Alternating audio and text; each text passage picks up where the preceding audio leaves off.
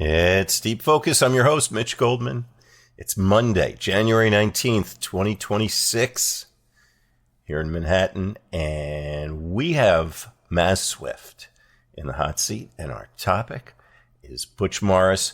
We left off on part one. I was just starting to ask Mazz about the rehearsal process. This is a really singular episode. I find myself saying that a lot of the time. I'm always saying, oh, this one's my favorite. This one's really different. They each have a lot of personality unto themselves. And, at WKCR, this is categorized as a jazz program. This isn't my intent, but one of the things that comes out as we work our way through these episodes, the edges of the jazz world are very chiaroscuro and shadowy and ambiguous, where one thing ends and another begins. I don't really choose to categorize anything one way or another. I invite the guest chooses the topic, and we dive in. But nobody else has music that sounds like Butch's, or a process like Butch's, other than maybe people are pushing in the same direction, most of them in his wake. Not that he was maybe the very first to do anything like this, but he certainly developed it a great deal in a way that I don't think anybody else had. And this is also, I'm getting so much visual content from this.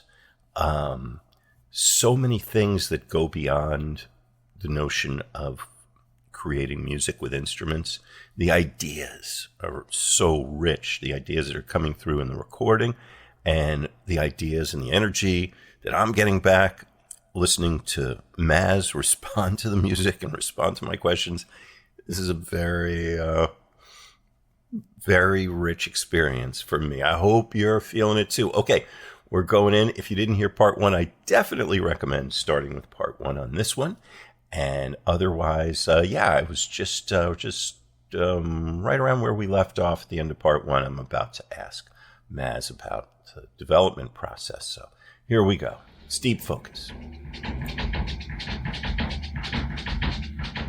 It's a total rush to listen to, and also to be a part of. But yeah, to listen to it now is a rush.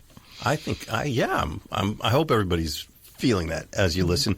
I said I was going to ask you about that rehearsal process because I can only imagine that what goes into it.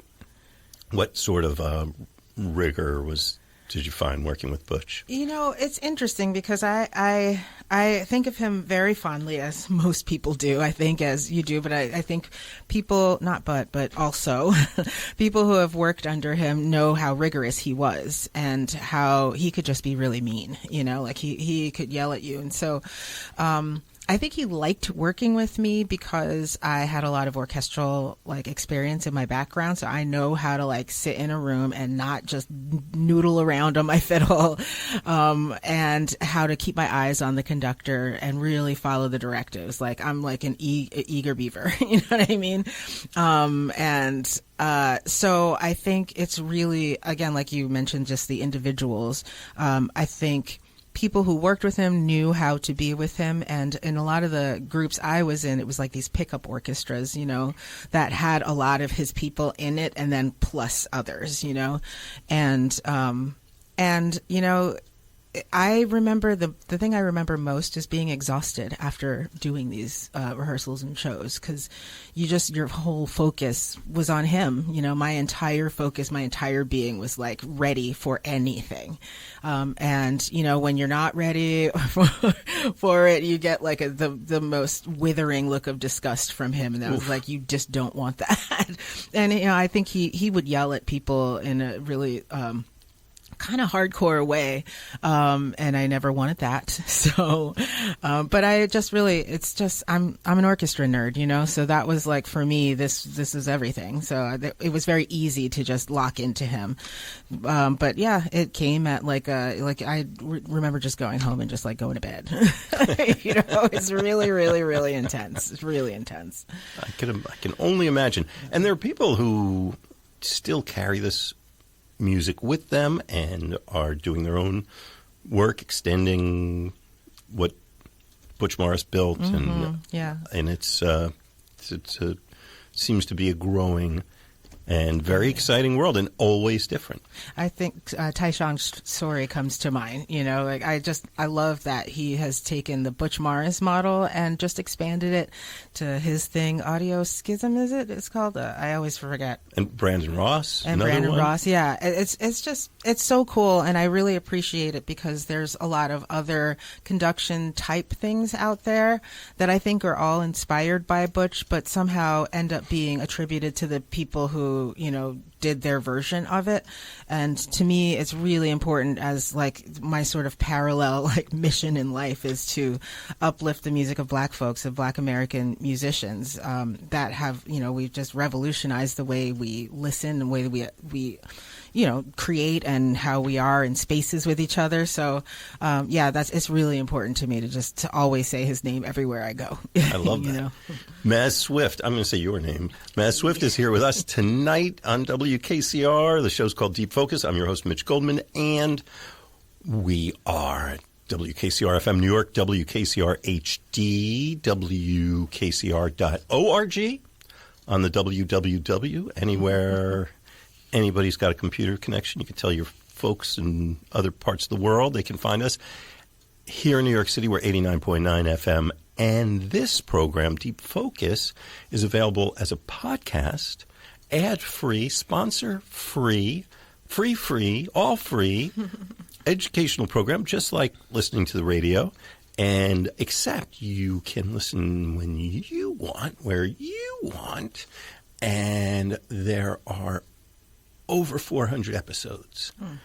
And some of them almost as good as this one. Hey, you were doing God's work. we're trying to, pull something out of it here. And join us on that. Join us. And if you subscribe to Deep Focus, you'll be notified when a new episode goes up like this one. We won't take your email address or anything, but you can have your app do that. And, come on along. And if you're already a subscriber, then let somebody know. Service. Give us some of those 5 stars or whatever, if you're feeling it. Only if you're feeling it. And we'll keep making these. Keep making them all free, coming your way. So we are, committed a little radio faux pas. We being me. And we announced one performance and presented another one, which thankfully was a banger. Yeah. And totally brilliant music. But we left something behind, which is this other performance from Modena, Italy, in 2009.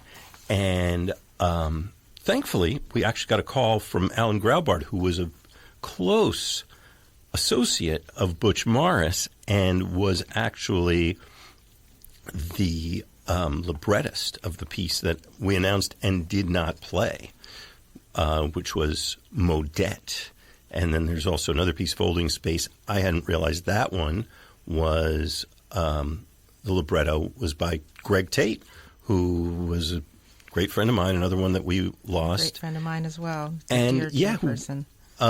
Mazz, you were saying earlier, was the one who brought you into this. That's right. And also sort of, he was always there to offer perspective. He was a bit of a mentor that way. I know a lot of people feel that way. But every time I wrote a piece that required conduction, I would check in with him and we would just talk. And he actually really encouraged me to keep doing what I was doing. So, and I learned so much every time we talked. So I miss him a lot, and I'm just so proud to be doing what I'm doing, and I know he would be too. One of the things I loved about Greg was if you asked him a question, he would answer it. Oh, yeah. And he would answer in a way that made you think that he had thought about this deeply for a long period of time. I think he did. He thought about everything really deeply, and so it was just there.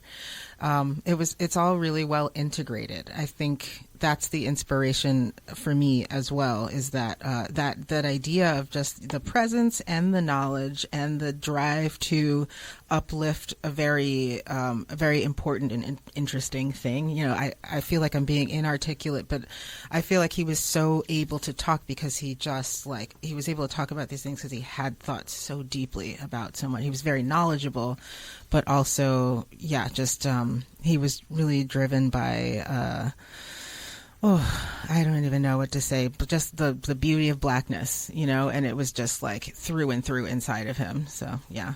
Yeah, and he was very generous with all of that. He really, really was. Yeah. Well, we do have a lot of music for you. We have a lot to say, but we have a lot of music too. But we got a lot of time, so it's good. We got a lot of time. So, we announced this show from Modena, Italy, which was, I think, a departure in some ways from most of Butch Morris's work, or at least what I think of it as. And the piece that we played from Skopje, the music that you heard, was, I think, in my mind, more typical. That's right. Yeah, we were laughing off air just about how we wanted to start with this orchestral piece, and and it turns out Butch was like, you need to it's probably a good idea that folks start with what's a little bit more familiar. But I feel really strongly about talking especially about this orchestral piece and like taking a listen to it, probably mainly because it's what I really aim to do in my own work. But also just I love the departure, and I love how versatile this language is. So I'm super excited for folks to hear it, especially folks that might only be more familiar with the new blue stuff or the Butch Morris Orchestra. Yeah, what we played was more or less Butch's working band that would perform weekly at it's a venue in New York, New Blue, and then he would take them out on the road. So these were people who knew his language of conduction intimately, had rehearsed it extensively. Not that he didn't rehearse, but what's happening in this piece. So this is this festival in Italy, in Modena, the Angelica Festival in 2009, and Butch brought musicians from New York and also is working with this local orchestra, Orchestra Filarmonica Arturo Toscanini. And so these are classical musicians who are reaching for something beyond what they're accustomed to doing, what they're trained to do. And I think that's kind of the way that Butch liked it. Yeah, I mean, he was really, proselytizing for his own, this rich thing that he discovered, so to speak. Yeah, so I find it interesting because this is the situation you find yourself in a lot, like when you're taking conduction around the world and you want to work with orchestras, you'll find folks that don't have they're not as familiar with the language, so sometimes there's a little pushback, it's a very scary thing to improvise as a classical musician, even though that's not actually the history of classical music. A lot of, everybody was improvising back in the day, their cadenzas and all of that.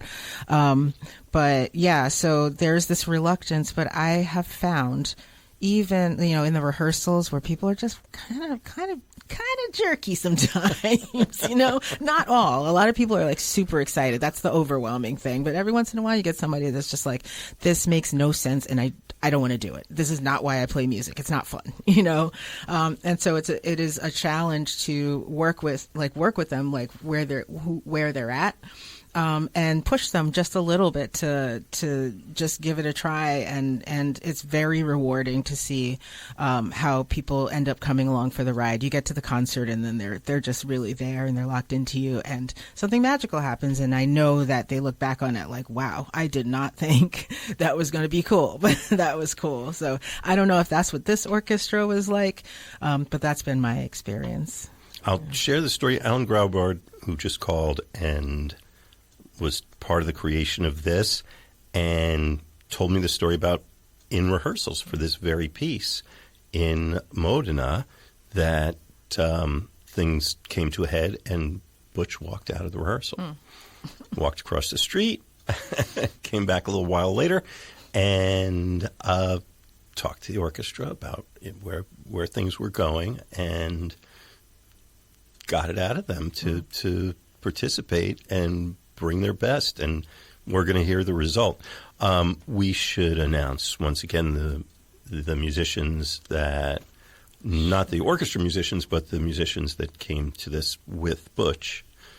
Right. So we've got Shelley Hirsch on vocals and Shelley Bergen on harp, Eri Yamamoto at piano, Mary Halverson is playing electric guitar, Kenny Wallison again, this time on vibes and percussion.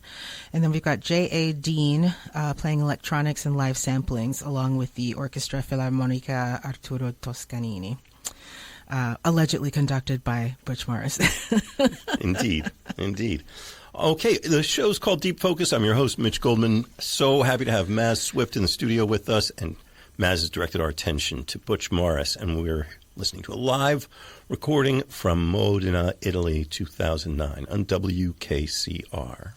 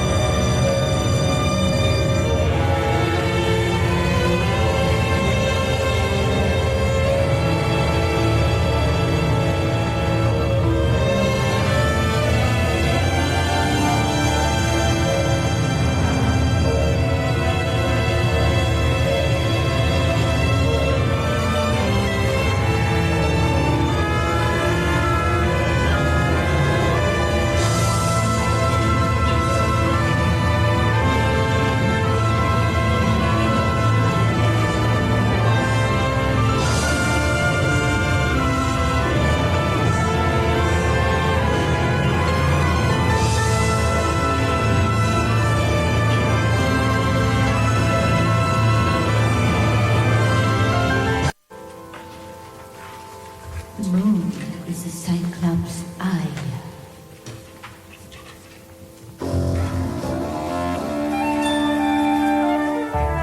Bleeding down the night, skylight hues of lust, on beds that rust like trees. They are forgotten, but their piercing cries return to me. Come back to me. You left, your brand was cast, and nothing lasts but memories lost as far sweeter than death.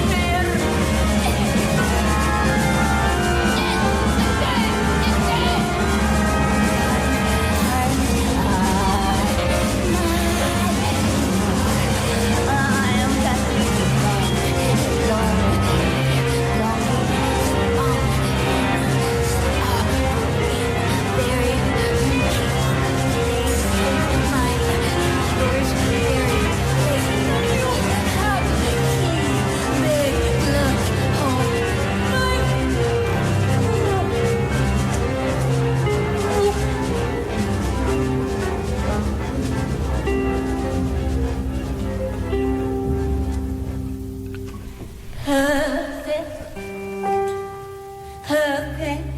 We are in Modena, Italy, with Butch Morris, and it's 2009. The show's called Deep Focus. I'm your host, Mitch Goldman, and I am here with Mazz Swift, who put our attention to the beautiful Butch Morris.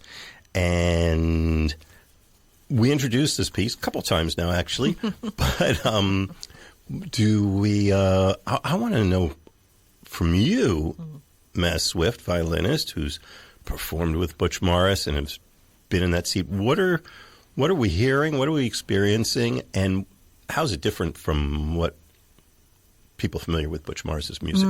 Yeah. So, first, obviously, this is with an orchestra, the Orchestra Filarmonica, Arturo Toscanini.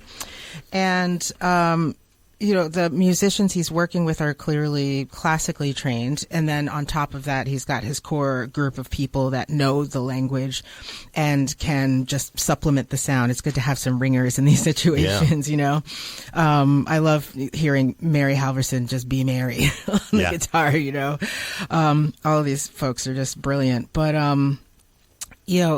what I had said about this piece earlier, I want to reiterate, which is the slow build, the how much patience it takes and just to know that you're just giving it time. You're bringing people in and you're working with what you have. To me, it sounds like when you come into these situations, you don't get a lot of rehearsal time. So you want to have an idea of like your core gestures and directives that you teach, like whatever you think to be like the sort of base of what you're going to do.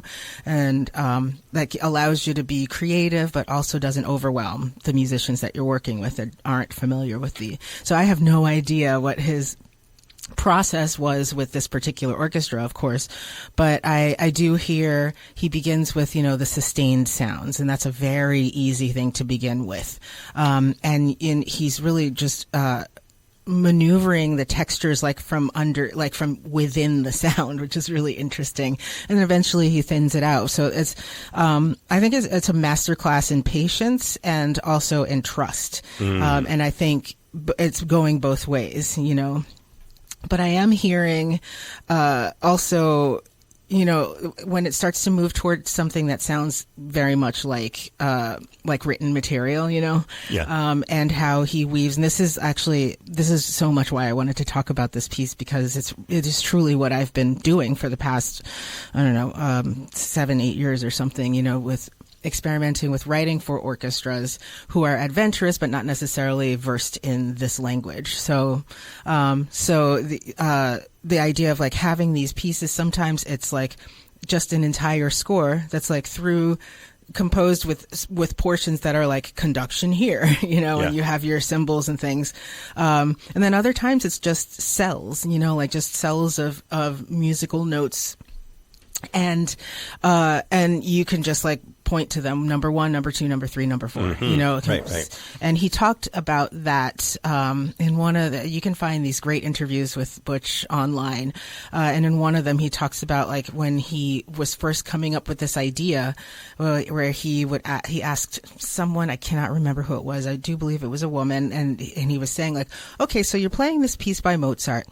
What if you want to like go back to rehearsal letter D and like jam out on that for a while? Like, what do you do? And she's like, you don't, And he was like, well, that's no fun, So this is, I think, the germ of what he was trying to go for. Like, not just like, I think it obviously, moved into this like expansive, like just free place. Yeah. But the idea of taking written material and remixing it on the spot was clearly very interesting to him. And it's clearly what he was doing here, like there's this whole like very long, maybe 10, 15 minute section of exposition, which is all conduction. You can hear it. And then, it moves into this music that you can tell, there's some written material in some way that people are able to play together. But at the same time, I heard what I think was one moment where say it's like number 3, right? He's already numbered this section as number 3, right? So where he tells them number 3, go, and then cuts him off. And then number 3 again, go, and he lets it go a little longer, cuts him off. And then number 3 again, it goes longer and longer. You can hear. It's his orchestral sampler. Exactly. Yeah. And it's really cool because you can really hear that. You're like, oh, it's 2 notes, and then it's the same 2 notes, and then it's the same 2 notes adding 4, and then it's those same 6 notes adding 8, and then you're off to the races. And while people are doing the written material, you can hear him directing other parts of the orchestra to freely improvise within, reacting to his directives. So it's really, it's like really just tickling some part of my brain to hear this work. And I'm so glad that we get to listen to it. Yeah, me too. And I'm so glad you're here. Mazz Swift in the studio. The show's called Deep Focus. I'm your host, Mitch Goldman. We invite a guest every episode. Mazz tonight. And the guest chooses a topic for our Deep Focus. And your humble narrator goes into the WKCR archives and seeks live unreleased recordings of whatever topic the guest has chosen. And that's what we're doing. We're just relishing these live recordings of Butch Morris in various contexts. We're not going back so far as Butch Morris, the cornetist, which was right. It's a little before this and outside the scope of the syllabus tonight. But really focusing on Butch Morris conducting. We heard a piece with New Blue Orchestra, and now he's working with this core group of musicians and this orchestra in Modena, Italy in 2009. And should we go back and hear some more? Yeah, let's go back and hear some more. All right. Anything else we should listen to? I'm curious. I want to hear the rest of this again, if that's okay. That's with you so and our okay. audience. Yeah. All right. So maybe if you wouldn't mind one more time, do you want to run down who let's the players say who the musicians are again? So we've got Butch, who is conducting, and it says these are the compositions of his as well. Shelley Hirsch on vocals. Fearless. Yes. Fearless. I want to be that fearless. Also, I realize I don't have half the facilities she does. So I have a slightly smaller vocabulary at my disposal. But in any case, she's brilliant.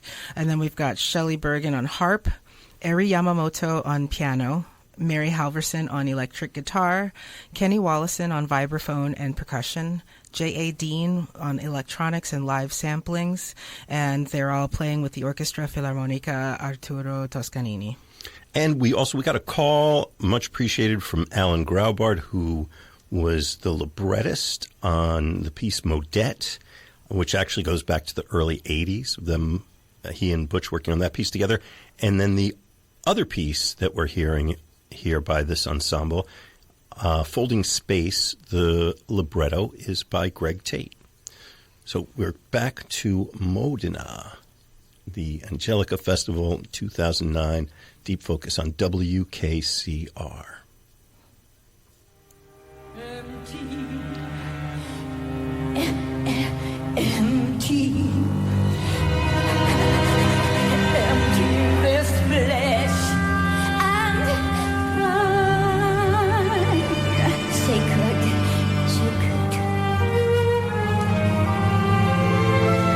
These brave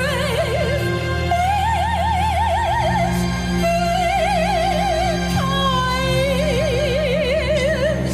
so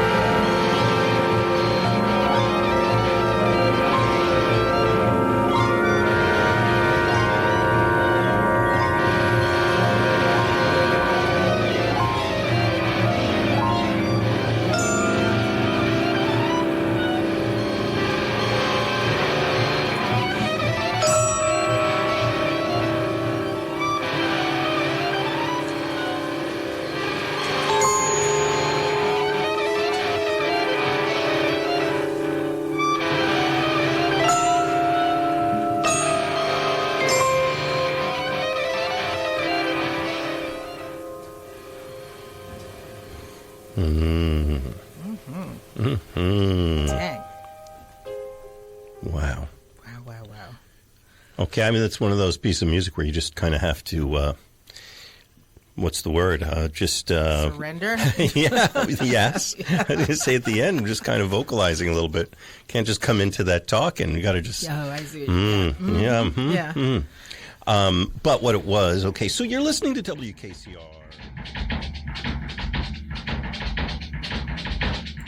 It's Deep Focus. I'm your host, Mitch Goldman.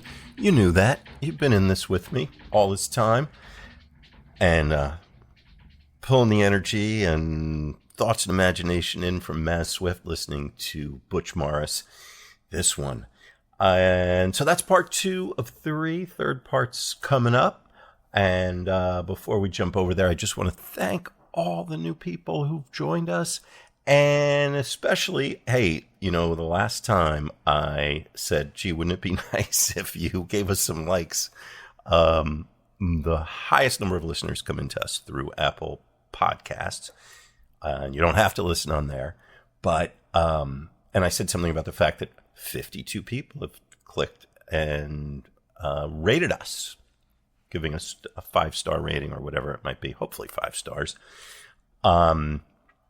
And how super important that is, not just to stroke our egos here, me and the guests, but really to help the algorithm find new listeners and tell people who might like this show that it exists, because we're really below the radar. We do not do a lot of marketing or promotion for this at all. Maybe we should. I don't know. We is me. I wish I had time to do it. I don't.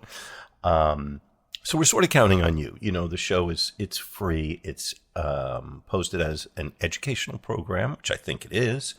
And also that we're sort of saying that we are removed from the whole world of enterprise and commerce. This show is, we don't have any sponsors or ads or anything of any kind. So, we're not putting any burden on you. And, but if you do like the show, it would be great if you let somebody know. And 2 of the people heard that call. We're up to 54 likes. I'm going to say, let's see if we can get to 100. That would be remarkable. So if you're one of the people who's already rated us there on Apple Podcasts, I'm blowing smoke in your ear. You could just disregard this.